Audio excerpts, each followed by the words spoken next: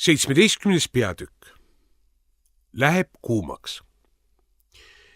No ja esialgu ei paistnud kuumalainet kusagilt. Hoopis ebameeldivaid asju juhtus.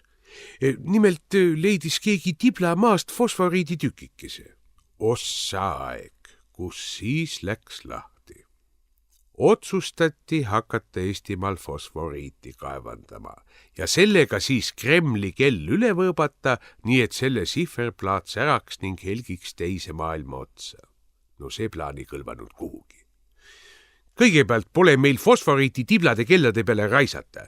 Eesti ajal tohtisid fosforiidist asju kasutada üksnes kõige väärikamad rahvapojad.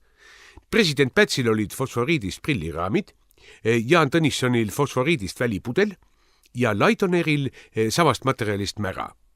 Albert Kivikasele kingiti pärast seda, kui ta oli kirjutanud raamatu nimed marmortahvlil fosforiidist tinti. Ka minul olid kummutis mõned fosforiidist asjakesed, kuid küüditamise ajal läksid need kaotsi. Aga Kremli kellalogu jaoks fosforiiti anda oleks olnud suisa juudatemp. Pealegi, eks me teadnud ju hästi, kuidas see tiblade kaevandamine käib. Vaatasin korra, kuidas üks komsomoli juht käis minu maja ligidal metsas seenel. Traktoriga käis. Nii kui seent näki, lõi kopa maasse ja kangutas ühes seenega veel 0,5 tonni pinnast üles. Võis arvata, kuidas punalimukad veel fosforiiti otsides laastama hakkavad. Kõige agaram kaevandaja oli Bruno Saul. Tal kohe käed kibelesid. Koosolekute vaheajal lidus ta aga aeda ja kühveldas seal mehiselt, et äkki leiab fosforiiti. Kui laua taha sööma istus, siis viskas alati igaks juhuks pilgu laua alla ning seejärel tirinasse. Otsis sealt kah kallist kraami. Toidu lõikus hästi tillukesteks tükkideks, et ükski fosforiiditerake 2 silma vahele ei jääks. No ega ta muidugi oma kotletist või härja silmast midagi leidnud. Saatis siis Moskvasse aknooli ja krepppaberit, et need nii kaua sellega kella puhastaksid ja ehiksid, kuni fosforiidikoormad tulema hakkavad. Ja ega enam polnud Stalini aeg. Inimesed olid läinud julgemaks. Kõige vapram oli Juhan Aare. Tal olid selleks muidugi ka omad põhjused.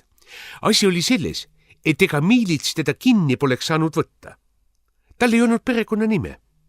Ainult 2 eesnime, Juhan ja Aare. Ei tea, kuidas seda niiviisi juhtus. Küllap ta oli vaene laps või kuidagi teistmoodi teadmata päritolu. Muidu oli Juhan tore poiss. Mul oli tast teinekord isegi kahju. Ega see pole nalja asi, ilma perekonna nimeta elada. Ilkujaid oli palju. Pakkusin talle enda oma. Olin nõus isegi lapsendama. Aga Juhan ei tahtnud. Mis tal nimest? Tema oli rohkem niisugune looduse sõber ja tihase toitja. Armastas metsi ja orge. Fosforiidi kaevandamisele seisis ta otsustavalt vastu. Küll nad sõimlesid Sauliga. Ma lähen praegu kohe ja kukun kaevama, karjus üks. Ei, protesteeris Juhan vapralt. Fosforiidi koht on maa sees. Fosforiit on maa sool.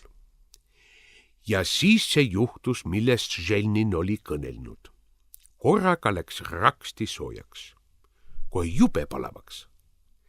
Sauli tabas kuuma rabandus ning nii nagu piiblis sai Saulusest Paulus, nii sai ka Bruno Saulist Toomas Paul, kirikuõpetaja. Ei mõelnud enam fosforiidi kaevandamisele, arutas hoopis usuasju, oli tore vaikne mees. Ja sellest imelisest moondumisest algas kuum 1988. aasta. Ma ütlen ausalt. Ma olen vana mees, aga niisugust leitsakut pole mina veel näinud. Ega õues palju olla võinud, võttis silme eest kirjuks. Eks siis inimesed istusid varjus ja pidasid igavuse pärast koosolekuid. Nii toimus näiteks loomeliitude ühispleenum. Õuenina pista ei võinud, aga toas niisama vedelemine läheb pikapeale läilaks. Mikiveri innustusel mängiti alguses natuke aega mängu koolist koju minek, põnevuse mõttes maha löömisega, aga see tüütas pikapeale ära. Siis ütles Komissarov. Teate, teeme ühe pleenumi. Kas sa siis koolist koju minekut ei taha enam mängida, küsis Mikiver. Ma annan sulle kollase nupu. Ei, aitab küll, vastas Komissarov.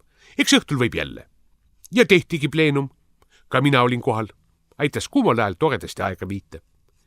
Dissidendid jälle redutasid Irve pargis puude all ja pritsisid teineteist aeg-ajalt külma veega. kõige palavam oli Enn Tartol ja Mart Niklusel. Nad olid ju äsja Siberist vangilaagrist tulnud, koleda külmaga harjunud ja nüüd järsku niisugune saun. Kuramuse värk küll, arutasid nad isekeskis. Oleks seda teadnud, poleks veel niipea Siberist ära tulnud. Isegi silmad higistavad, inimeste näojooned sulavad kokku. Eve Pärnaste ja Tunne Kelam, näe, juba täpselt ühte nägu. Aga selle kuumalaine juures oli kõige toredam see, et tiblad tundsid end aina ebamugavamalt. Nad olid ju ka Venemaa talvega harjunud. Sihuke kuumus võttis neil hinge päris välja. Üksteise järel hakkasid nad tagasi Venemaale pöörduma. Palavus aga läks üha pöörasemaks. Öösel võis veel õues käia ja siis tuli kah kuhugi varju pugeda. Inimesed voorisid lauluväljakule ja istusid öösiti laulukaare all. Hommikul vara põgeneti jälle kodudesse ja viskuti külma vanni. Kes päikese kätte jäi, sellel läks haprasti, näiteks Heinz Valk. Tollal kena, sileda lõuaga mees. Juhtus korra päise päeva ajal aknast välja vaatama. Kohe hakkas nägu roppu moodi higistama. Lõuast voolas välja suisa pruuni vett. See tardus ära ja on siiamaani valgul lõua otsas. Habeme moodi, aga ei ole habe. On higi. Mälestus kuumast suvest. Leitsak kasvas ja kasvas ning siis järsku ühel päeval vaatasin ma kraadiklaasi, et kas on juba 100 kraadi või ei ole ja ohoo, mis ma nägin. Ainult 45 kraadi. Nüüd peab olema midagi sündinud, mõtlesin ma. Ja paari tunni pärast saingi teada, et Karl Vaino on ära sulanud. Kuidas see tore asi juhtus, sellest juba järgmises peatükis.